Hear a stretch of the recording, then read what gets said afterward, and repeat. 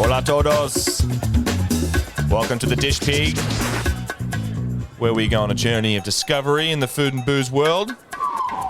I'm your host, Nick Sherry. This week we're traveling to Spain.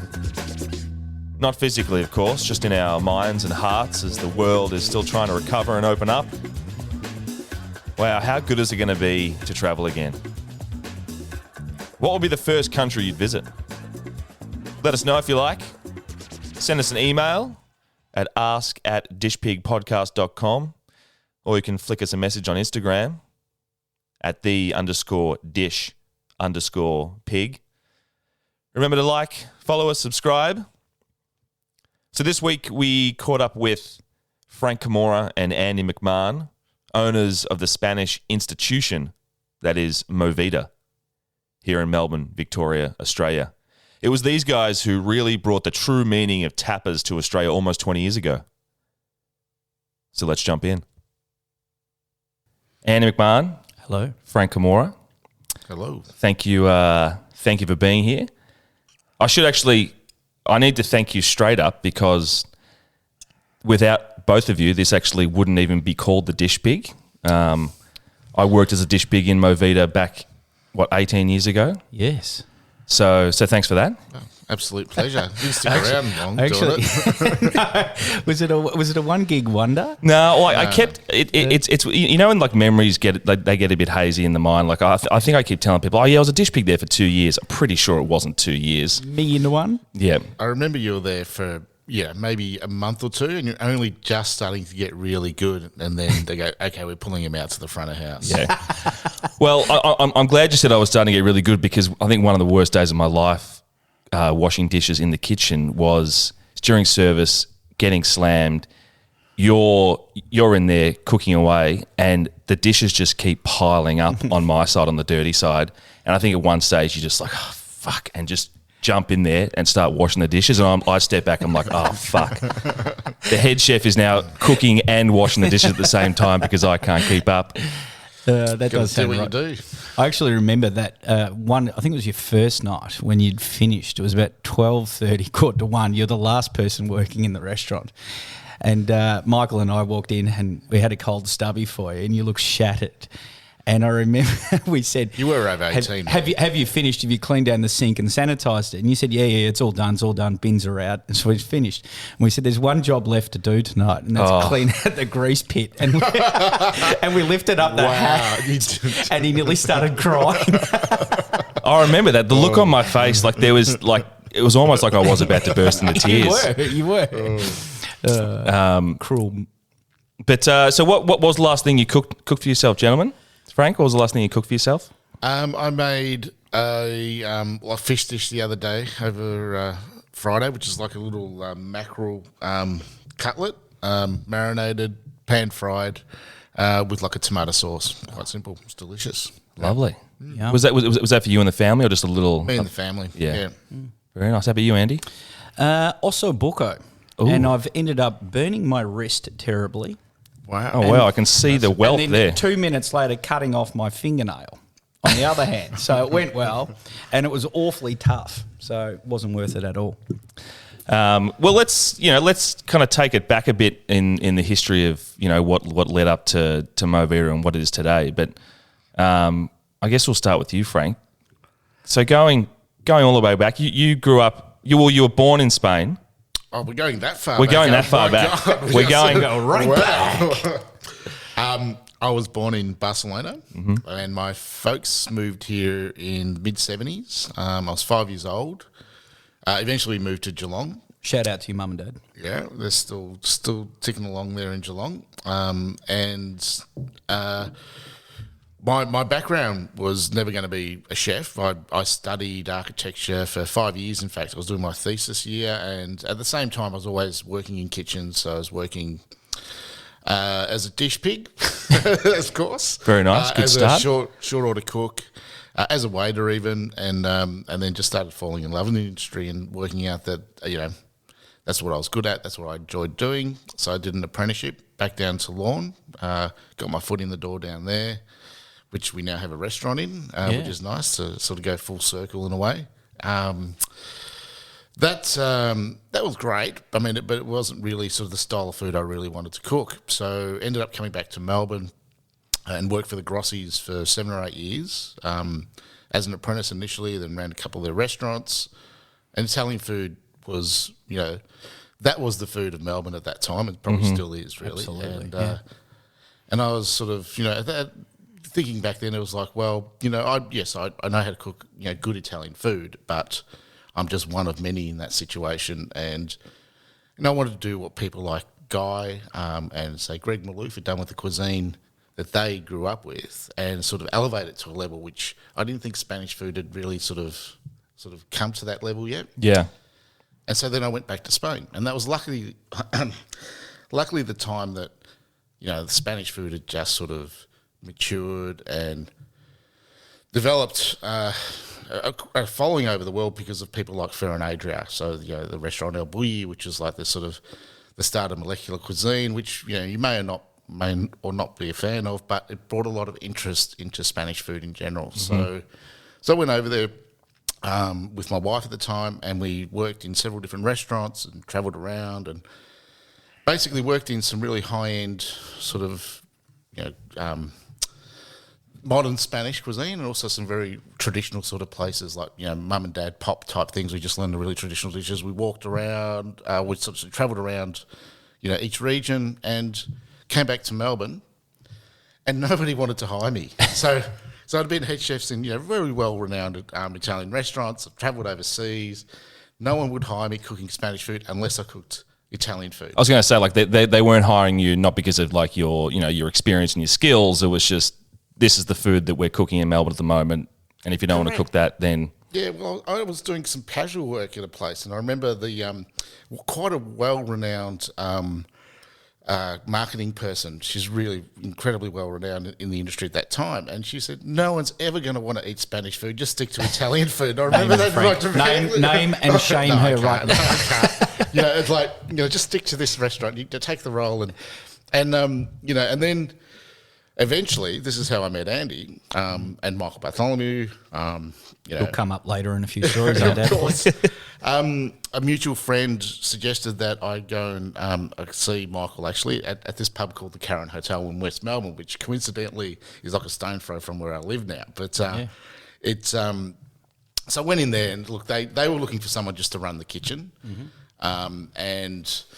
Eventually, Michael, he's not the most efficient of people. He eventually got the word up to... Didn't you have to call him like 8 times, like just to try and get some sort of an answer? Ring, pop in, and I think it might have been his sister Eliza that actually made the move and called Pete Bartholomew and Con and got it moving. Because and at the Karen, it'd be a good segue to you here, Andy, because that was your... I guess your introduction to the hospitality world, like leading up to...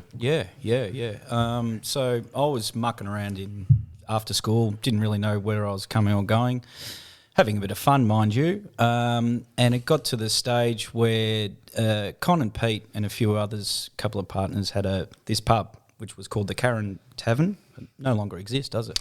Still there physically, but it's not changed. It'll forever be in our hearts, of course. Though mate, it's some great stories. Fondly remembered, like it was.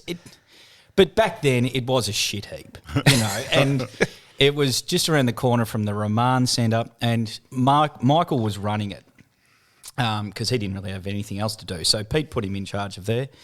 And it got to the stage where Dad rang me and said, okay, well, why don't you go down and work with Michael? If you're not going to be going to uni, you're not going to be doing this and that, you might as well go and work full-time with Mick and run the pub for us. And we had this daggy little sort of dining area out the back, which we inherited the Chan family. I was going to say, because there was already food being cooked in that kitchen. Yeah. Actually, quick confession about the Chan family and cooking their Chinese food in that pub. Yes. So you hired me to kind of just be a bit of a bus boy there and pick up a glassy. Ashtrays back then. Of an evening when, I feel bad confessing this, but of an evening when the kitchen had shut and everyone had kind of gone home, they would keep the daily amount of fried rice that they'd made in a bowl in the cool room. So I'd swing by and just get a spoon and just take a couple of spoonfuls out as a little end of service reward. But yeah, Pardon sorry. me. I think we all did that. The sweet and sour pork. Christ, looking back on it, how we didn't get sick. Well, Anyway, some of the dishes at MoVida were created that way. In fact, I remember the Miguel. The Miguel, Michael again. So yeah, the Chan family, they just did all that. They were a really lovely family. They had a small following of people who loved cheap Chinese food on certain days of the week. They'd come down. So Fridays I remember was the busy day. Yep. The lemon chicken, sweet and sour pork, fried rice, pot of lemon squash special, and Delightful. And it sort of got to the stage where we sort of all thought, including the older boys, that maybe it was time for a change. We were bringing new customers into the Karen. The old guys had sort of left. It was us young guys, and we thought, well, if we're going to paint the place, put a bit of money into the refurb of it, then let's try and elevate the kitchen up to a bit of a better level. So I think that's how it sort of all came about, didn't it? That mutual friend said, Frank, go down and speak to the guys. Yeah, exactly. They're looking for someone new. And because wasn't it initially you came in and it was a pretty casual arrangement, wasn't it? Like you do the food, the boys at the front do the drinks, and it wasn't a contract or lease involved. Let's put it that way. It was pretty there were relaxed. legal teams that went over it. It was okay. You do this, we'll do that. We can trust handshake agreement, and that was wonderful. And that was a good way to start it. In fact, where was your dad then? He could have looked over the contracts for it. Yeah, probably. So this is when the two of you are kind of almost randomly kind of come together as. But I guess you'd say then you weren't officially business partners, but you just come back from Spain.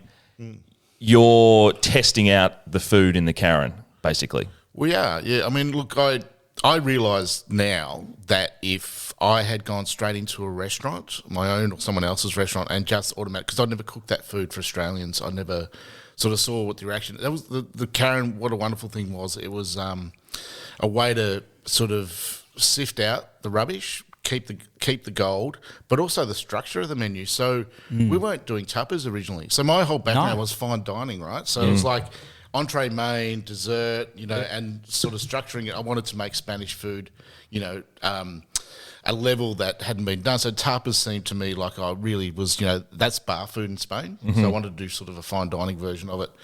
And then I remember my wife at the time just said, "You love tapas. Why don't you just do tapas? That's what people would seem to want."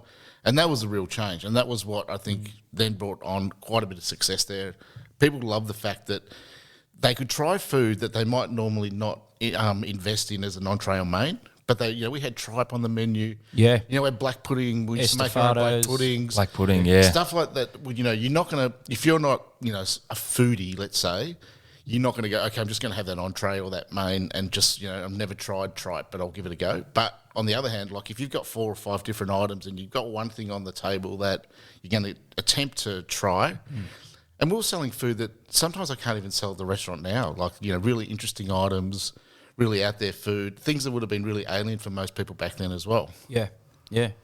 It was interesting because we had that pub crowd that used to come in, and then really quickly at the Karen, there was a bit of a cult following around your food. And it was as simple as... Well, it got written up, right? It was Michael and I out in the bar and a couple of others, in the family sort of helping out. And then it was you, Vanessa, and Jimmy Campbell. Yeah, and before Jimmy, it was just Twan. Twan, who's still works, with us. Exactly, yeah. He's been working Still with there us today. Yeah. Makes the bread. Yeah. In fact, I remember... he's still wearing when the same reviewer came jumper in- he was 22 years ago. So Matt Preston was the first person to review us, and I remember distinctly what happened. Like so the room was actually early, it was quiet, and so this big guy walks in the door. I didn't know him from a bar of Snope, and I'm looking, where's the waiter gone? I cannot find the waiter. So it was... Is that Christian Lonzi? Christian Lons, right? He is not Shout around. out to the Lons. Anyway, so I go down, have a look at the bar. Hey, Christian, there's a customer. He goes, "Oh, mate, I'm just talking to my girlfriend. I'll be there in a minute." So he's there talking to his girlfriend in the bar while he's meant to be working. Yeah. Probably eating a steak at the same time. Yeah. So I go and seat Matt down, and by that time he's still having to chat to his girlfriend. Must have been quite a nice relationship. Yeah. And took his order, and then I realised this guy knows what exactly he's talking about. He's talking about suckling pig and knew all the food back to front. And so I served him as well as I'll be honest, the service was rubbish. I was cooking the food, but he forgave that and sort of saw the potential. Gave us a really great review. Yeah, and he became a champion of the place. He absolutely really did.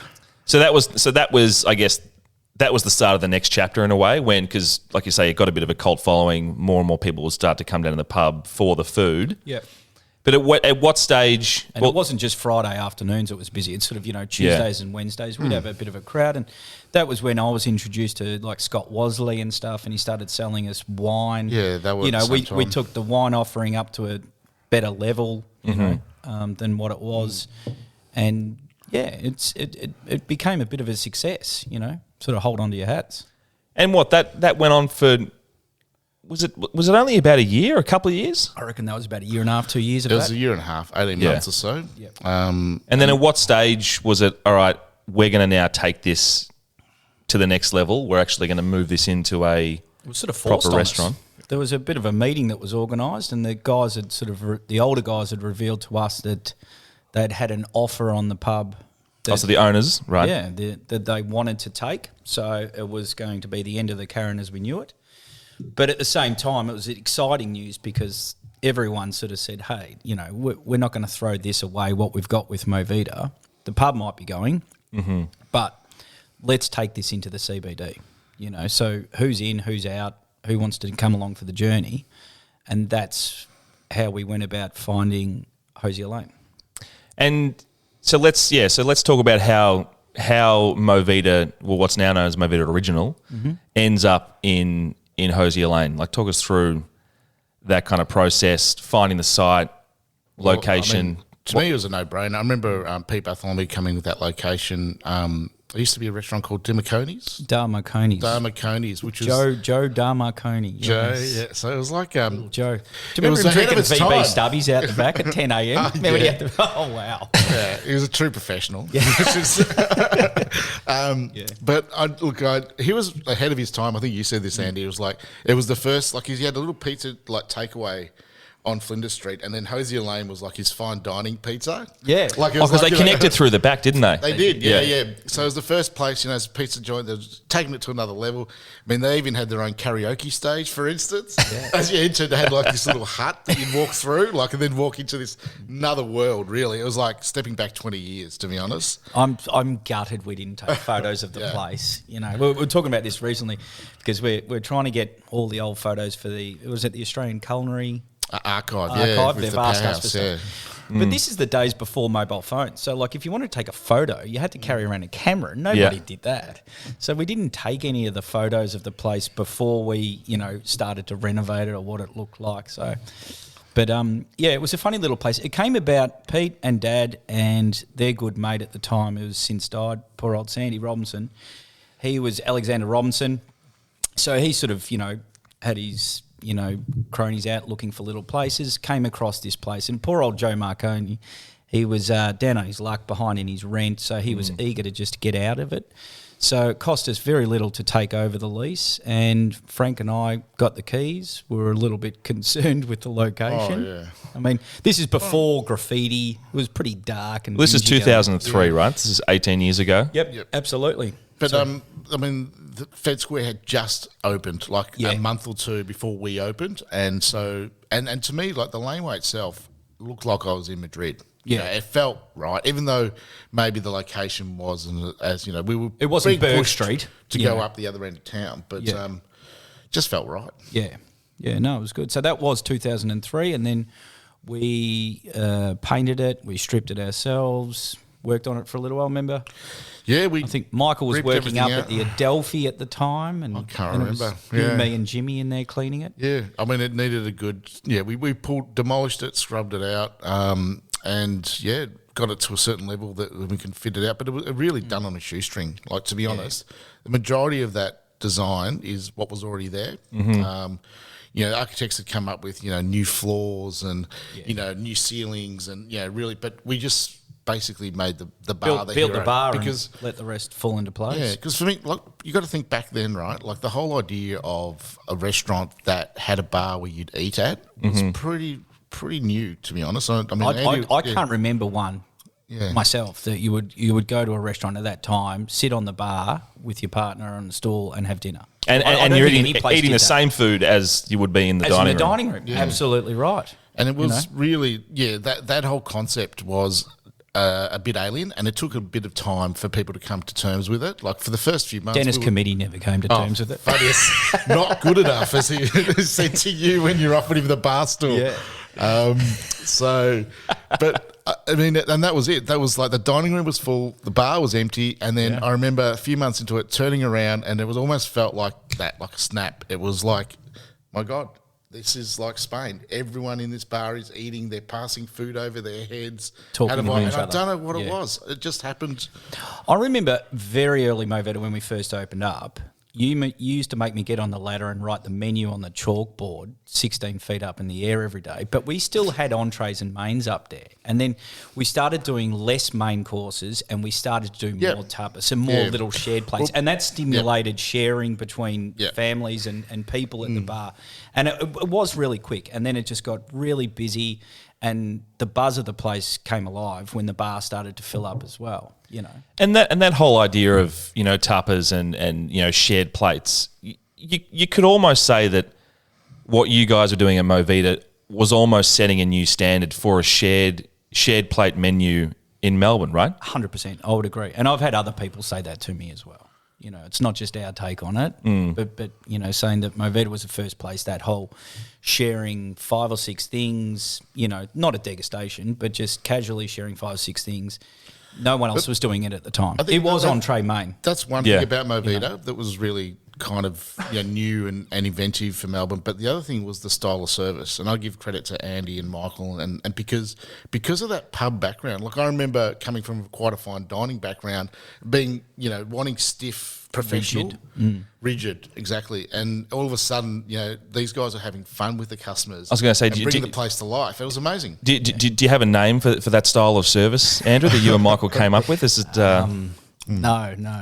Unorthodox. It was fun. I mean, that's and the crowd took, you know, understood it, and they were having fun as well. And you know, it really, you know, is that combination of the food and the fun service that is what made MoVida really, you know, tick. Yeah. And I guess it must be easy to look back on it now, but at the time, like in the just say the first 12 months of MoVida, was there? I mean, what was going through your head in terms of like, fuck, what if this doesn't work? What if this falls on its ass? He said that to me. Oh yeah. But the first day before we opened, I remember Frank looked at me and goes, "Do you reckon anyone will ever come in here?" And I was worried. It was about 9 months later that we were sort of working 7 days a week, just like we had to open up Sundays, remember, because we were so busy. No one opened on a Sunday in Melbourne. Yep. And then they took off, and it sort of became relentless very quickly. I think the first year it was really hold on to your hats. We didn't have time to think, to be honest. It was basically just go along for the ride and let it take you where it did. And then it took several years for us basically to catch our breath and go, okay, this is a really good business. We need to control it, make sure the standards stay. How do we do that? Because, you know, I'm a chef. I'm not trained in how to run a business. You know, Andy's a waiter and he is the same. So it took a while for us to get our heads around, okay, what do we need to do to make this place, you know, sustainable long term? Absolutely. And when do you think you realised that, you know, you had something and that there was, you know, I call it, you know, pretty big growth within the business? I mean, it's you now have several venues. I mean, a lot has happened in the last 18 years. But what does that expansion kind of look like, and how did it come about? The first when I realised that we had to do it was when I had to try and convince Frank that we needed a full-time receptionist to answer the phone, because I was fucking sick of answering 400 phone calls during service and doing the front door. So when we and credit to Con and Pete, you know, they put those finishing touches on the business acumen side of the business, you know. I got better. I was still learning the whole way through, still am, you know. And then those guys really everyone sort of did what they do well, you know, and it was a good team to take it and go, okay, let's bed down MoVida Original. Now what else can we look to do and take this brand and this loyal following to another level, and, you know. It's always been a slow progression for us. It hasn't been like, okay, we're going to open. We've made a master plan. We're going to open 5 places over the next year or 6 months or whatever. You know, the first place we opened was this little milk bar on the corner of we call it next door because it's basically next door of MoVida on the corner of Flinders Street and Hosier. And that was just because we were thinking, we've got this, excess patronage, we'll give them a place to have a drink. That turned into its own beast, turns into its own restaurant. Yeah. And then this great location, MoVida Key, came about, which was, a much bigger restaurant. And the opportunity and the demand was still like, at this stage, we were booked out months in advance. Like it was months in advance. And the demand was there. So we then took on a much larger location right in the sort of law financial precinct, which is still there. And that was a risky decision because there was no restaurants up that end of town. That was foreign to us.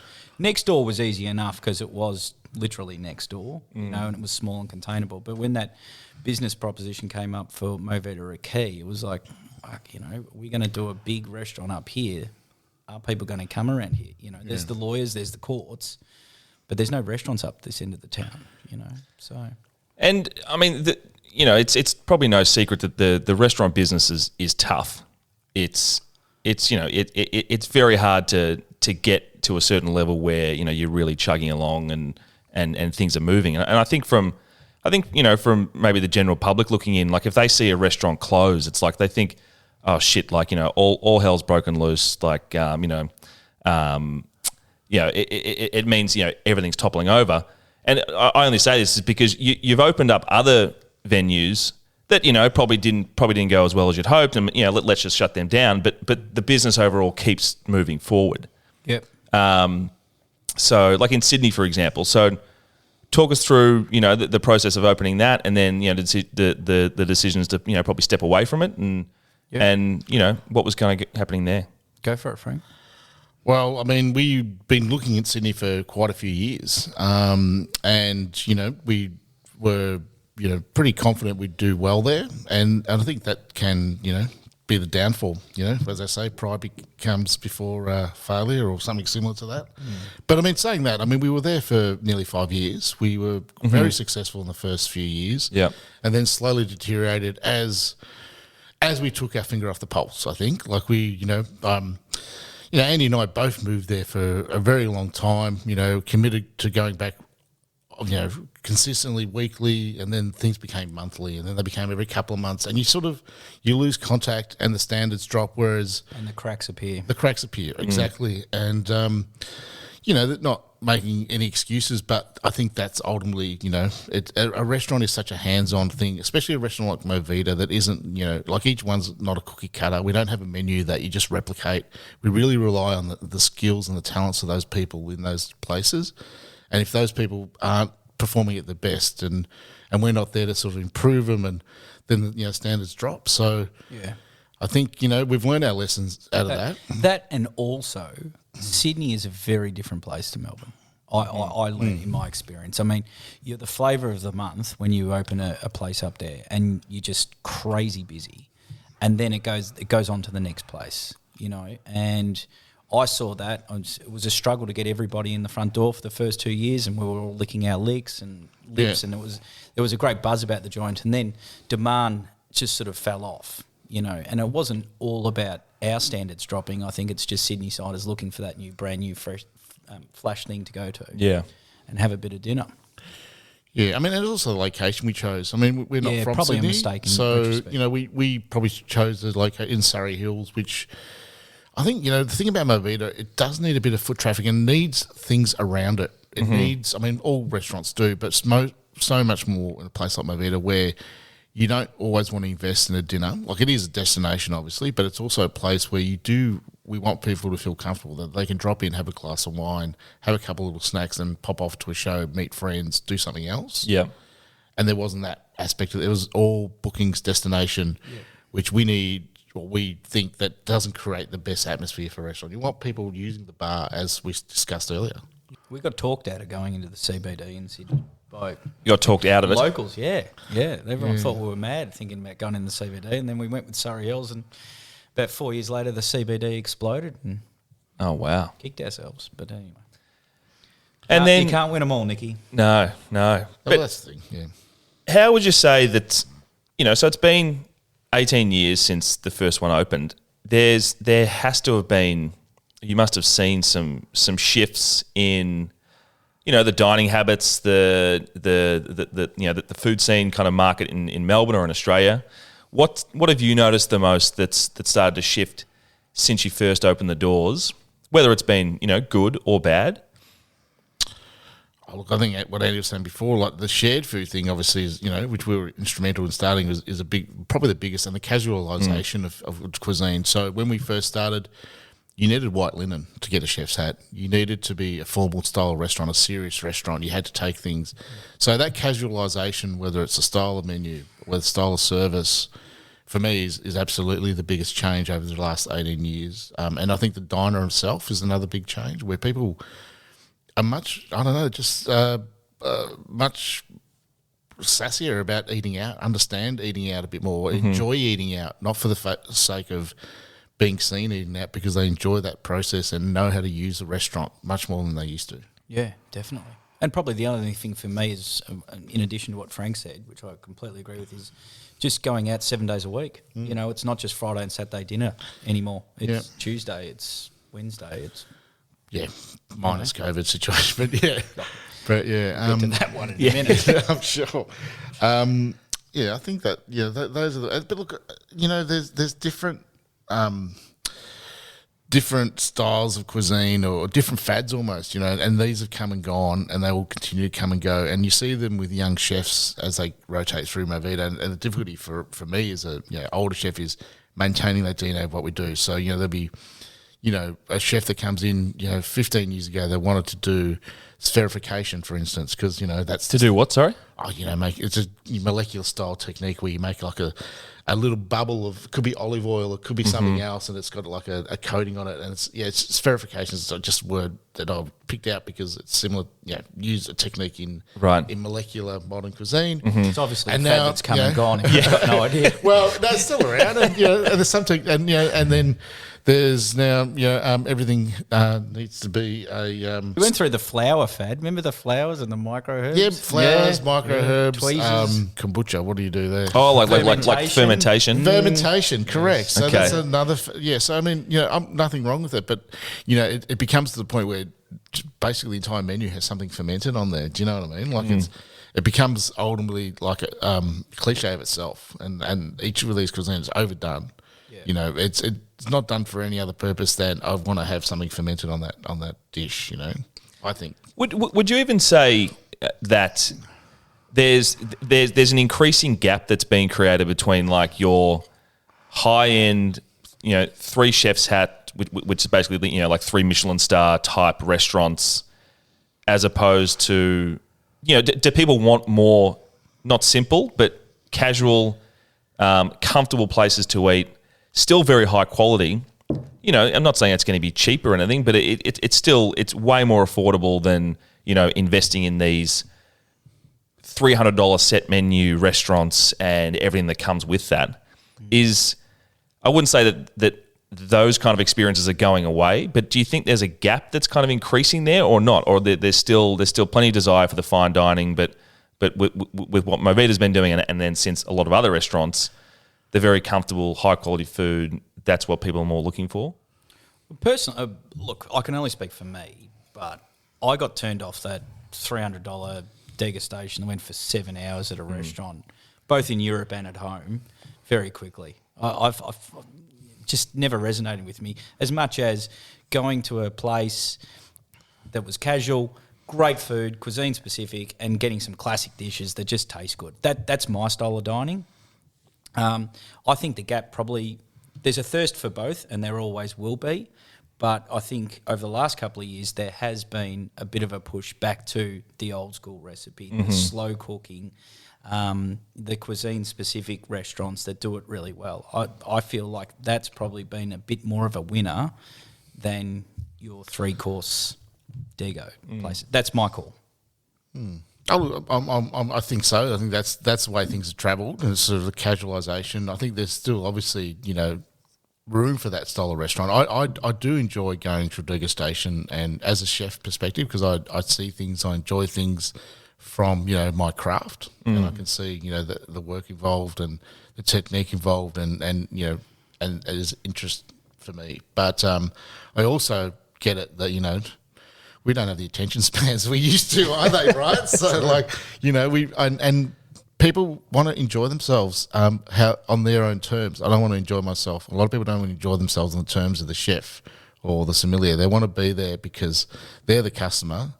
And if they don't want to do that, they don't have to do that. They want to, be there for 2 hours. Why can't I enjoy a wonderful meal here for 2 hours? And I think, really, it's that whole massive degustation, with matching wines. It's a special occasion, and it's certainly not something that people do on a random sort of Wednesday once night. a week. Yeah, And you don't do it with your family and friends. You usually just do it with your partner. You go as a two to those sort of restaurants. I find I run out of conversation with my wife for 4 hours. Yeah. We're both calling the babysitter to No, but see the if good thing about everything's that, all you right. can always talk about the food, but that's about it. Check the What footy do you think of scores that under one? the table. So over the years, I mean, you've had a lot of chefs, front of house staff, come in, work for you guys. Some have moved on to their own ventures. Can you tell us a bit about some of the? I mean, because you would have trained a lot of chefs in the kitchen, you would have trained up a few people in front of house and bartenders and waiters and whatnot. So they trained me. That's what I was going to say. Yeah, they trained us as well. There must be a pretty big community of people that you've kind of had a hand in. Well, I think they don't. I don't see them as staff anymore. They're friends and family, like people that I hang out with and have normal social interaction with and fun times with. The people probably that I've worked with and still do. So, we're talking before about Michael Bartholomew, who owns Coda and Tonka. Started at the Karen, managed with Andy when we first opened.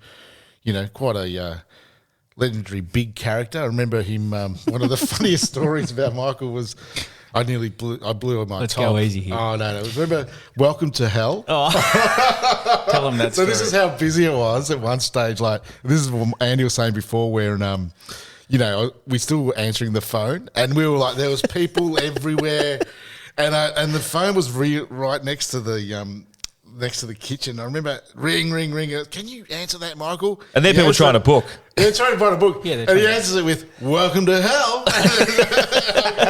Welcome to hell, Michael speaking. And then just started throwing glasses in the bin, shattering them on purpose. But fuck. So then they've had a big blue. Then then Telstra called us and said, "Were you aware you're missing like 22,000 phone calls a month?" And we're like, "Okay, time to get a receptionist." Just. So Michael, he went on to do Coda and Tonga. There's been a stack, like Frank said, they're family. These people, like so many people have put so much hard work and love into working with us for our business, but they've contributed so much. There's Marty Beck, who's now of Dr. Marty's Crumpets fame. It's a crumpet business, yes. Yeah, Crumpet Empire. Crumpet Empire. from Camorra and Richmond. Who else has been pretty important? Dante Rowan's pretty special to me.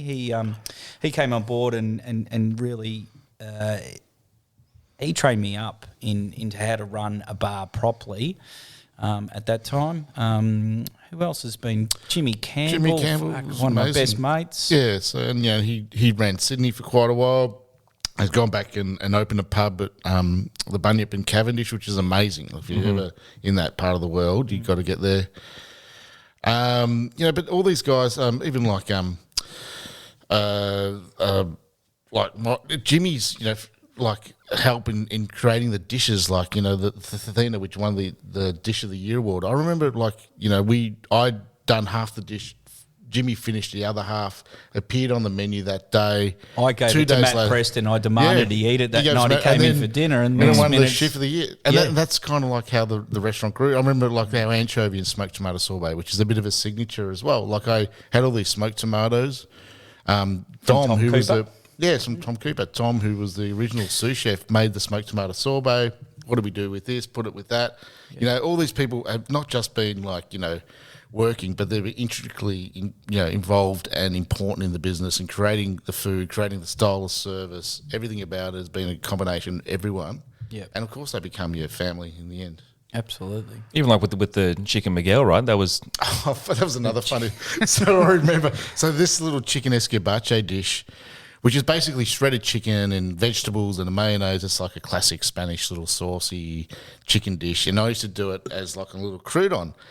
And I used to remember, like, I'd open my door and there'd be like, there'd be like a third taken out each night. And eventually I had to ask, well, what the hell is going on here? And then they'd show me what they'd make. So they put it into like a little crispy bread sandwich, a little bit of Tabasco, and make it like a little chicken sandwich out of it with the. They were bloody delicious. That was Michael Bartholomew. That was us sitting on the bar. We'd have about 12 stubbies. Everyone's gone home, and then of course we'd get hungry. So we'd warm up that. Remember the octopus you'd have ready too? Yeah. The octopus in the microwave, bang, and then the chicken sandwiches. So then Frank's tasted it and thought, "Fuck, that's an improvement on our dish." So adopted the Tabasco. It's still on the menus. It's still on there. Yeah. So do you think has there been a decrease in like the food being stolen in the middle of the night in the kitchens these days? I hope so. We stock take things now. Yeah, exactly. We've heard of this thing called a stock take. Back in those days, it was just cash and no stock take, so things could go missing. I think I remember because the dish pig was in charge of the deep fryer at one stage, right? Doing the croquettes and doing the pimento. I'd be lying. The so-called pimento. I'd be lying if I said I may have fucked up a couple on purpose. Just like, shit, burnt another one. Whoops. I guess I'll have to eat that. Yeah, that's extras. Yeah. You got to survive somehow during service. I mean, that was way before, we heard of things like food costs, beverage costs, wages costs. It's a different world these days. The chefs are so adamant, they've got to keep their costs in line and all the rest of it. So a lot of that less that happens. Well, I remember doing services. I'm like, where is Michael? What is going on? Like his section's going down. Where is he? And I've run out the back and he was pashing a waitress out. It's like, for God's sakes, like we're in the middle of service here. Can we get a bit more professional? Speaking of professionalism, which is lacked over the years. Well, I mean, the business and the brand has grown tremendously. Frank, you've on the level of a chef, you've put out like 4 or 5 books now. Yeah, so 4 cookbooks and a food guide to Barcelona. Yep, which was fun making. I'll tell you, a few months in Barcelona, just eating and drinking. It was great. And, that's like an extension of the brand, and that, how important is putting, books like that out to, is it all about bringing people back into the restaurant, or is it just a general expansion of the business and this is just one thing that comes with it? Well, every man and his dog has gone on to write a book. Yeah. But when the first MoVida book, that was very exciting. That was great. And remember there was some like fact that in France it was the #1 cookbook for a little while. It's been, Did I imagine that, or was that? I don't know. Possibly I might have lied. I'm pretty sure it was #1. It's #1 in the world. They won a couple of awards, Yeah. No, look, I mean, they were very successful. It's kept still being published, and it's been changed into 5 or 6 different languages. Same with Rustica as well. And I think what you said before about the brand, it was super important because that made people say, "Oh, well, hang on," because I think at that stage, a lot of food writers and what have you just saw us as like an aberration of that style of food, and then hang on, they do think about their food, and there is a lot of interest in what they do, and maybe we should take them a bit more seriously. And then I think that just really put our brand, solidified our brand, and made people understand that, we make everything in-house, just like a fine dining restaurant does. We make the bread, we make the ice cream, we make absolutely every item that comes into that kitchen. It's not like half-assed cuisine. Mm-hmm. It's taken very seriously, and this is the proof of it. And then, and then also the philosophy behind what we do as well, which is really important, which is, basically, obviously we're a Spanish restaurant, but we don't want to just be, a cookie cutter Spanish food. So, it's obviously we're led by the season. We're led by finding a dish that then takes that seasonal ingredient and relates it to Spanish food, and then we try and use little new techniques and methods, and that's what we do. Yeah. I think that's not a bad thing to put on the MoVida website. It's just to be MoVida. It's not half-assed cuisine. But I have to tell you, if you've got a cookbook out there signed by Frank Camorra, there is every chance it's my signature. Small chance. Yeah. And then further to that, you've since opened up another business, actually importing Spanish products into Australia, correct? Yeah. So Alimentaria, which has been going since we opened. Just trying to remember. It was about the same time. Years, yeah. So yeah, myself and and a big shout out to Lizzie Carey. Really talking put it about into family. Yeah, so She Liz was Carey superb. was first manager at MoVida Key. Yes. And she really got that business into shape. You know, really, obviously, it's food and wine, and really, it was an amazing sort of way to generate a business because our first thoughts were just import stuff that we like to use. And I remember why we went overseas was because a particular anchovy that everyone knows by name, but I won't mention, we used to use for that signature dish, and we used to go through 2 cans a day. 2 of the large. I'm not talking about those little cans. I'm talking about those massive industrial size cans. It'd be 80 anchovies, like 150 anchovies every day, day after day after day. And the local importer distributor at that time ran out of them and was making us buy the little cans, but wouldn't give us a discount. And I got furious. I was like, this is ridiculous. Like, what sort of business, has such a great customer and then wait? And so that's when we headed off overseas to try and find an anchovy to use at MoVida. Rival anchovy. An anchovy quest. I love it. Way to go. And we found the anchovy, and then slowly, we got roped into a beer, Maritz, for instance. So there was just like basically, a great bar they'd set up in this place that was basically like a big event, and they got us in drinking these beers, and we fell in love with those, and then importing wine and a whole bunch of range of foods. Now we've got our own MoVida branded products, and it's been going really well over the last 10 years. We started off with that Vichy Catalan too. That was a bit of a We miss. made a few misses. A few I loved blues it. along the way. It's like drinking salt water. But Did you ever try that? Remember What the was that one? Vichy Catalan that we thought, oh, hang on, let's do our own mineral water as well. And it's I sort of think I the yellow remember this. label. It's from It's from Barcelona. Oh, okay. It's the saltiest drink you've ever had. in your life. Look, we used to get more returns off tables, like saying, we can't drink this, take it back. Then I said to Frank, no, we're not importing that ever again. Try it.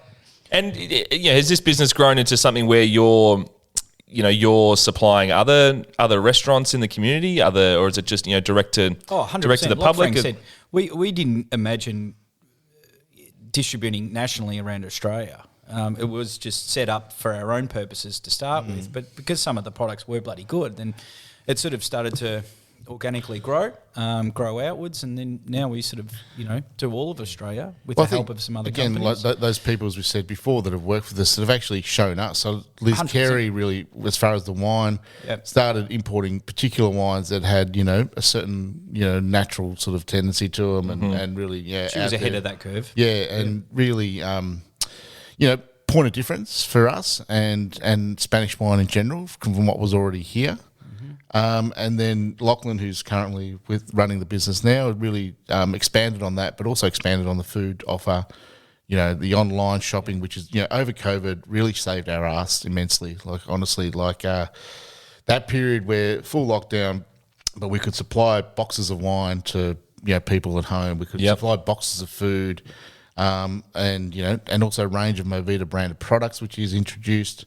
It's built quite a great following, And all those good supermarkets that stock all that stuff. But it also, it gives you, you're almost in more control of your own destiny because, you get to go out and source these really interesting products, like you said, point of difference, just to really kind of bring something more special to the restaurant, and you get to control it, not relying on, some other person that's out there hunting for these wines or these. There's been a lot of products like that. So I remember I was in Spain and I was astounded by this product, Plankton. So this guy, a really renowned Uncle Leon chef, is his name, in the south of Spain, has started producing a powder which is basically dried plankton, and amazing, so delicious.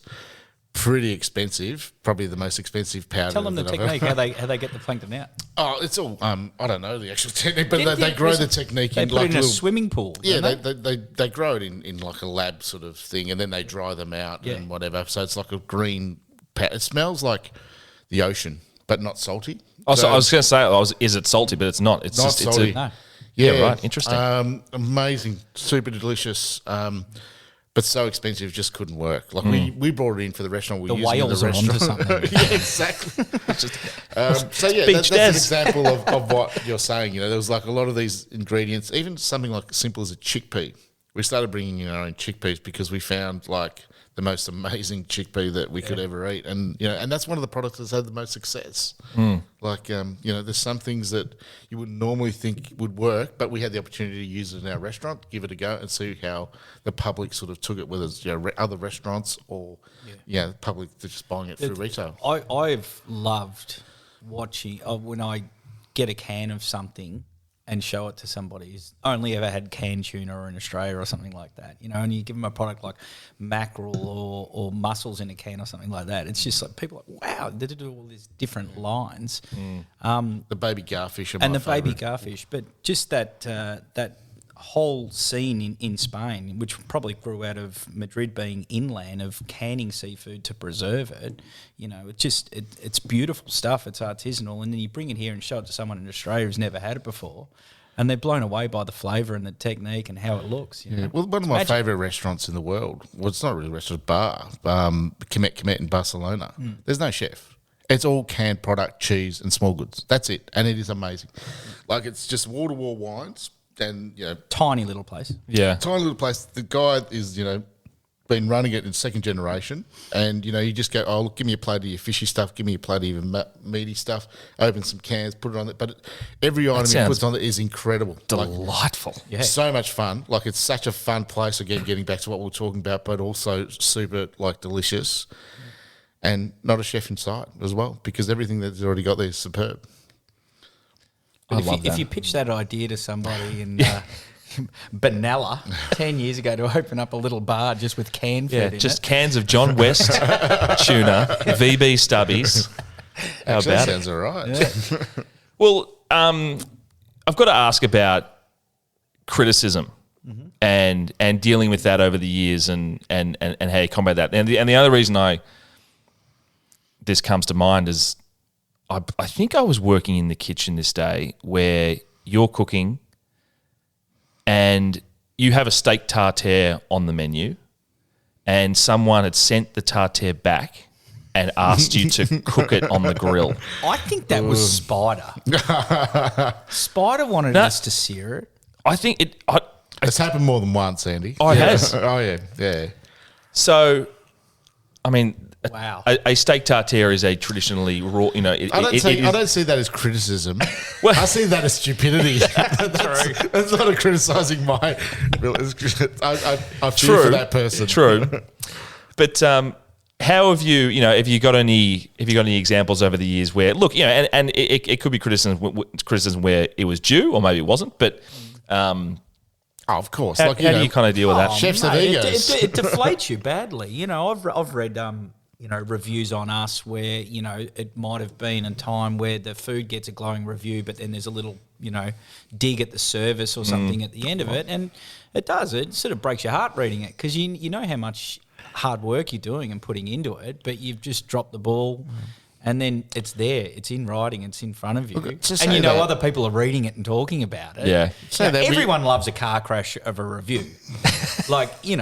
Remember reading the paper on a Tuesday and you'd get 3 good ones, 3 good joints, and you sort of tend to agree, and then you'd wait for the car crash, and that was the one you really cherished. As long as it wasn't your restaurant, it's fucking cool. Well, it's always most entertaining. Yeah. But I mean, there were times when, we saw, like, to be honest, I've stopped reading, comments and reviews online because I don't know if I'll give you an example in a second of one that happened just recently, but there have been moments when we used to, and I noticed there was like at MoVida next door, there was a pattern.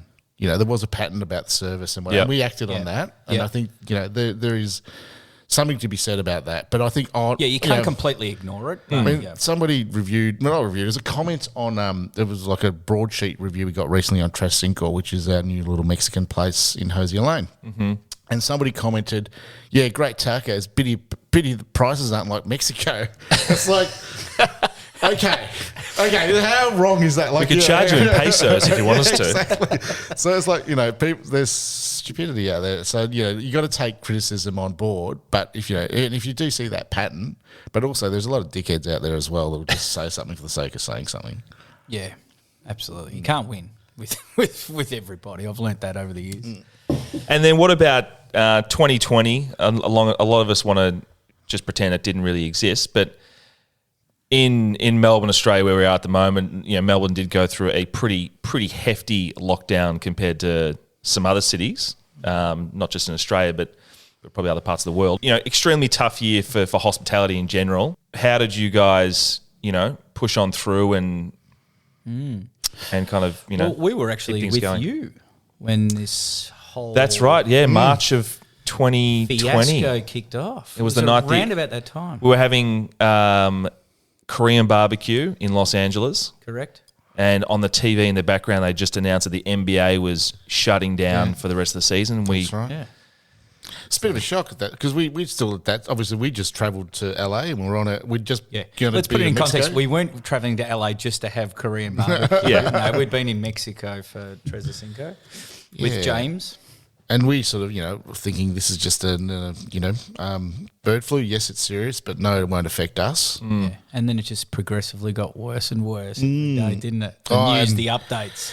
Yeah. To the point of the last night in Guadalajara where our wives just rang us and just went, you fucking idiots. Well, yeah, actually, it's important. It's important to point out the night that the NBA shuts down. It's like, oh, shit's probably getting a bit real here. Like, Frank, what do you want to do? Oh, let's just go to Mexico for a week and just, do some research, hit a few taco bars. Okay. Yeah. Well, they had no idea what was going on in Mexico. Yeah. It was party time. It was probably a good place to go. Yeah. Cracks. We got back in time just so we didn't have to self-isolate in the in hotels as well. Yeah. So we did have to isolate at home. At home, yeah, indeed. So that's to go back to your original question. That's when I had Frank and I both had that 2 weeks by ourselves. We sort of had to shut the restaurants remotely. So Melbourne went into a lockdown, and that was really difficult. It was an awful time. I felt sorry for the staff that I wasn't there to answer questions and physically shut it down with them, and nobody knew what was going on. It was punishing, to be honest. It was awful. Yeah, it was just sad. Yeah. Yeah. So then we tried a couple of things, early days, everyone was in a mad scramble to do something and do it right. So then we tried to do a little bit of hot takeaway food. Yeah, and set up a little hot takeaway food from MoVida next door and set up a little shop there.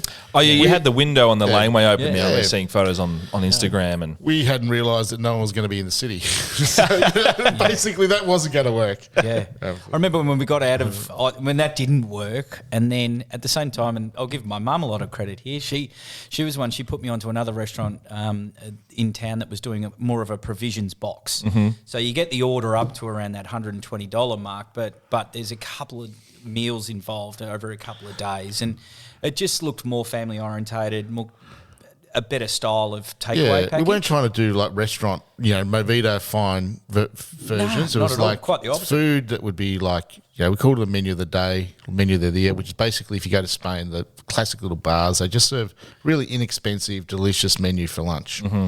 And I think that hit the spot. Yeah, and a little bit of comfort food in it because everyone was pretty low at that point. So that sort of took off pretty quickly, and but more importantly, it kept us all together. The guys were able to sort of salvage and get back in, and it was awesome getting back in the restaurant and doing that. There was a bit of a buzz about it. We were doing something completely different and making a few mistakes, but at least we were together and cooking and cleaning and in the restaurants.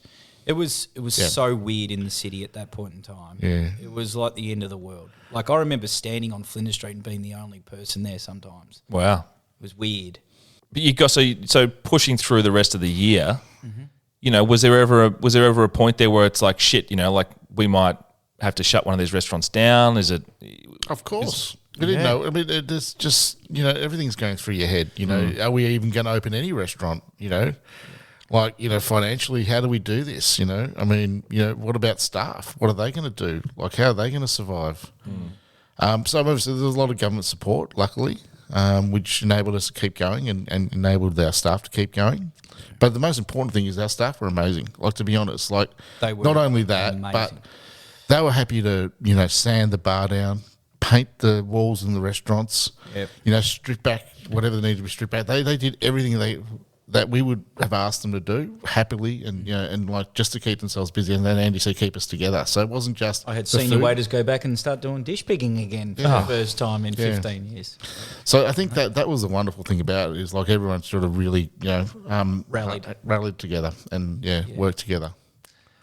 And moving forward, now that things have started to reopen, creeping back to a bit of normality, what does the future look like for you guys with MoVida? I think it's survival at the moment, to be honest. Like, for us, we'd love to be able to just be in a position in a year's time where we're comfortable enough and, still operating each one of our restaurants and, it's working well. Because I think at the moment there is a bit of a honeymoon period post lockdowns and reopening and things are working well and people are busy and they're spending. But, as Andy said, it may take 6 months before we see the real financial situation unfold, really. So the moment's consolidating our position, maintaining our businesses, maintaining what we do really well and not changing too much, I think, I have to say. Feels like Lord of the Rings, sort of holding the line, running it down. Hold. Yeah. I mean, we have found, that customers have come back because they love us. They really do. And I think we just got to do what we do well and not change things too much at the moment. Yeah, I'd rather focus on doing what we do well. I mean, I'm sure there's going to be opportunities out there with inevitably people closing their restaurants and other things. But at the moment, it's, just bed down what we've got, do it well, be thankful for it, and just wait and see what happens. Because that was the biggest lesson last year, is that we had no control over our destiny. Yeah. Yeah, I think your dad said one thing to us was like, you can only really control what's right in front of you. You can make plans for things 6 months out to a year, but honestly, everything's right there that you can control because everything can change in a heartbeat. Yeah, and it did, and it probably will again, hopefully. But look, Melbourne over the last 2 or 3 weeks, where are we now? We're in April, has been amazing. People are really coming out and spending money and, and supporting restaurant scene and theatres and sporting events. People miss Melbourne, they don't want to let it sort of go to waste. It's a great time of year. The comedy festival's been on, which has been amazing. Like, it's really shown us that people want to be out and about and watching, performances. As you said, the football, which is such a big part of Melbourne, and people, it's great to see 50,000 people at the MCG. Where else in the world are we going to see that? So we're in an incredibly lucky position, but it's not to say that can't just turn around really quickly as well. Yeah. Surprise, surprise, people like human interaction. not Zoom meetings sitting at home, Christ. All right, guys. Well, this has been fantastic. Thanks for coming on the Dish Pig. Mate, most welcome. Absolute Thanks for having us. Good to reminisce in some ways. Yeah. We'll have to do another episode where we tell stories that we didn't tell in the first one. maybe an R-rated one. A late night. All right, guys. All right. I'll see you soon. Thanks, mate. Thank you.